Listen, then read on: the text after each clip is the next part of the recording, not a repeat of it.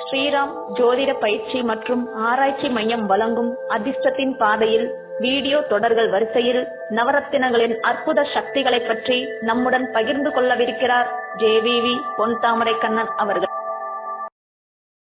இன்று நாம் காண இருப்பது பவளம்.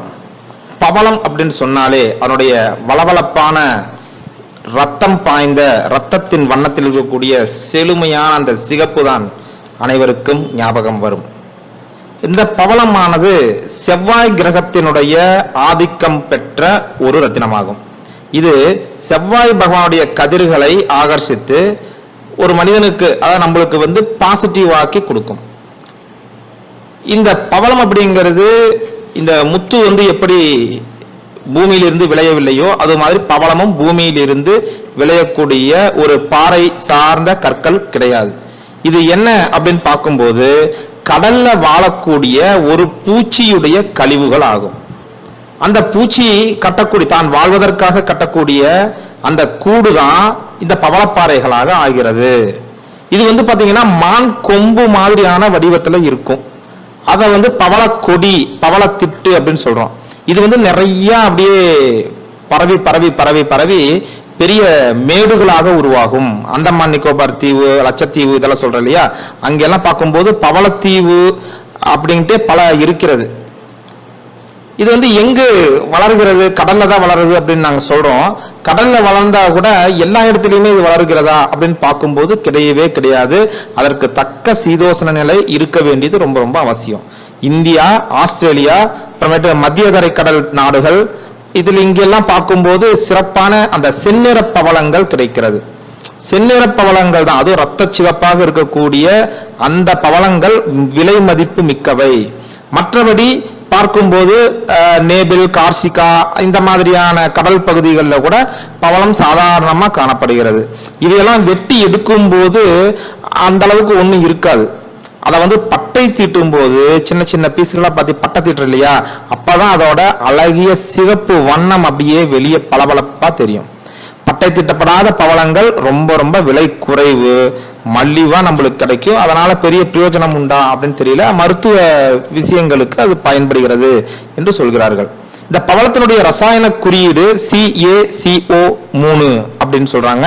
இந்த பவள கற்களுடைய கடினத்தன்மையானது ரொம்ப ரொம்ப குறைவு, அதாவது 3 அப்படிங்கிற அளவீட்டுல சொல்றாங்க. இது எப்படி அப்படின்னு சொல்லும்போது வைரத்தினுடைய கடினத்தன்மை 10, அதே மாதிரி ப்ளூ சஃபயர், எல்லோ சஃபயர் இதனுடைய கடினத்தன்மை 8, முத்தினுடைய கடினத்தன்மை கூட 5க்கும் மேல் இருக்கிறது. இந்த பவளத்தினுடைய கடினத்தன்மை ரொம்ப ரொம்ப குறைவு, 3 தான். இதற்கு அடுத்து யானை தந்தம் சொல்றாங்க இல்லையா, அது 2.5 இந்த அளவுக்கு இருக்கும். அதனால கொஞ்சம் தான் கடினத்தன்மை. இதனால என்ன நடக்கும்னு சொன்னீங்கன்னா ரொம்ப எளிதாக தேய்மானமாகிவிடும். பொதுவா பவளங்கள் அப்படின்னா நல்ல வண்ணத்தோட அப்படியே திரட்சி அப்படியே குண்டா அழகா பழுது இல்லாம இருந்துச்சுன்னா அது அருமையான பவளம் அப்படின்னு சொல்றாங்க. இந்த மாதிரி இருக்கக்கூடிய இந்த பவளத்தை அணிந்தால் என்ன நடக்கும் அப்படிங்கறத பார்க்கலாம். உடலுக்கு வலிமை உண்டாகிறது, எதிரிகளுக்கு பயம் உண்டாகும். அதாவது இதை அணிந்தவர் வீரனாக மாறுகிறார், அதனால் எதிரிகளுக்கு பயம் உண்டாகும். வழக்குகளில் சாதகமான தீர்ப்பு வரும். இந்த செவ்வாய் பகவான் தான் இந்த வம்பு வழக்குகளுக்கெல்லாம் காரணம். அதனால வழக்குகள்ல சாதகமான தீர்ப்பு வரும். கோழைத்தனம் மாறி வீரம் உண்டாகும், திருஷ்டி தோஷங்களை போக்கும். அடுத்தது விலங்குகள் மூலமாக உண்டாகும் தீமைகள் நமக்கு வராது. அடுத்தது காலபுருஷனுக்கு 8ஆம் இடத்துக்கு செவ்வாய் அதிபதியாக வர்றதுனால பால்வினை நோய்கள் நீங்கும். இதை அணிந்து கொள்ளும் போது பால்வினை நோய்கள் ஏற்படுவது தவிர்க்கப்படும். அதே மாதிரி செவ்வாய் தோஷம் உடையவர்கள் இந்த பவளம் அணிந்து கொண்டால் நிறைய நன்மைகள் அடையலாம். செவ்வாய் தோஷம் இருக்கிறவங்களுக்கு பொதுவாகவே அதிக கோபம், அதிக உணர்ச்சி வசப்படுறது, ரத்த ஒரு ஓட்டம் அதிகமா இருக்கிறதுனால டென்ஷன் இதெல்லாம் வரும். இதையெல்லாம் இந்த பவளம் அணிவதன் மூலம் சமன்படுத்திக் கொள்ளலாம்னா பாருங்களேன்.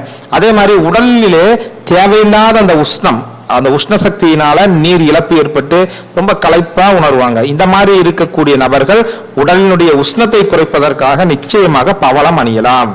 பவளம் பொதுவாக பாத்தீங்கன்னா பவளம் எல்லா ராசிக்காரர்களுமே அணிகிறார்கள்.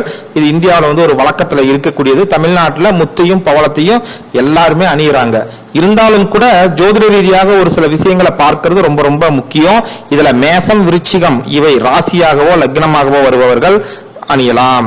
அது மிருகசீரிஷம், சித்திரை, அவிட்டம் இந்த நட்சத்திரத்தில் பிறந்தவர்கள் சிறப்பாக அணியலாம். கடகம், சிம்மம், தனுசு, மீனம் இந்த ராசிக்காரங்கள்லாம் இந்த பவளத்தை அணியறதன் மூலமாக அது செவ்வாயுடைய தீய விஷயங்களை நல்ல விஷயமாக மாற்றிக்கொள்வதற்கு வாய்ப்பு இருக்கிறது. அதே மாதிரி தற்போது செவ்வாய் திசை அல்லது வேறு ஏதாவது ஒரு திசையில செவ்வாயுடைய புத்தி நடப்பவர்கள் இந்த பவளத்தை அணியலாம். அதே மாதிரி எண்கணித ரீதியாக பார்க்கும் பொழுது 9, 18, 27 இந்த தேதிகளில் பிறந்தவர்கள், அப்புறம் தேதி, மாசம், வருஷம் மொத்தமா 8 எண்கள் வரும். அந்த 8 எண்களையும் கூட்டும் போது வரக்கூடிய எண் தான் விதியன் சொல்லுவோம். அந்த விதியன் 9 வருபவர்கள் இந்த பவளத்தை அணிந்து இப்ப நாங்க மேல சொன்ன இல்லையா அத்தனை நன்மைகளையும் நிச்சயமாக அணியலாம். நவரத்தினங்களின் அற்புத சக்திகள் இந்த தொடர்ல இருக்கக்கூடிய அனைத்து பகுதிகளையும் நீங்கள் பார்வையிடுங்கள், பலன் பெறுங்கள். மேலும் ஸ்ரீராம் ஜோதிடம் சேனலை சப்ஸ்கிரைப் செய்யுங்கள். தொடர்ந்து இந்த சேனல் மூலமாக வரும் பல்வேறு அதிர்ஷ்ட தகவல்களை முன்னிலையில் பெறுங்கள். நன்றி நண்பர்களே. மீண்டும் இன்னொரு சுவாரஸ்யமான ஜோதிட தகவலோடு இன்னும் ஒரு வீடியோவில் இணைகிறேன். நன்றி. மற்றும் அதிர்ஷ்ட ரத்தினங்கள் மூலம் வாழ்வில் வரம் பெற அணுகவும். அதிர்ஷ்ட ஜோதிட ஆலோசகர் JVV பொன்தாமரை கண்ணன் அவர்கள். எண் 5, காசியண்ணா தெரு,